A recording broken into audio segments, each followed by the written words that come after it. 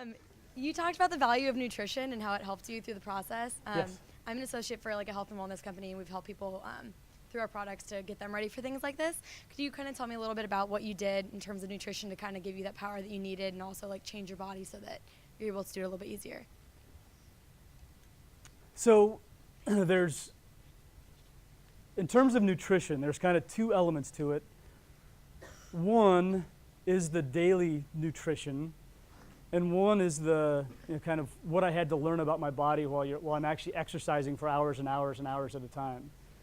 But the daily nutrition, I think, is the thing that's most relevant. It's the thing that has really changed, one of the things that's really changed about who I am. And as you get into these things, what I found that if you follow cravings, that they kind of lead you in the right direction. Because I needed a lot more vegetables, I needed a lot more fruit, and I needed a lot more protein to make it through the events. And so when I really got good at listening to what it was I was craving, I started, some days I'd really want pasta, and some days I'd really want meat.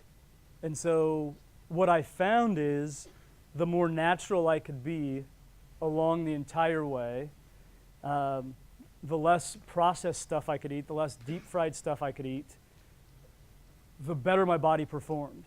And my body would tell me, as soon as I had an unhealthy meal the night before any type of run or anything else I was doing. And once I realized that the two were connected, that hey, what I ate was directly related to how I felt the next day, especially on long runs and activities, it was easy to make the change.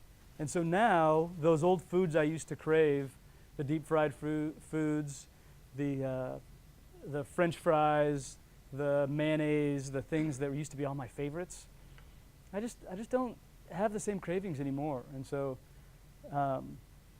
that's on that scale. And what I also realized though is that there was a lot of times I craved sweets. I don't have a sweet tooth at all.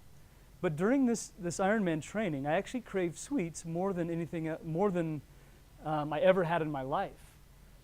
And I listened to that too, because you burn so much sugar in the process, and my metabolism was so high that I got down to a ridiculously low body fat that my body actually needed some sugar. So I actually had to supplement some. I felt okay supplementing with some stuff that I didn't usually eat. In terms of that diet.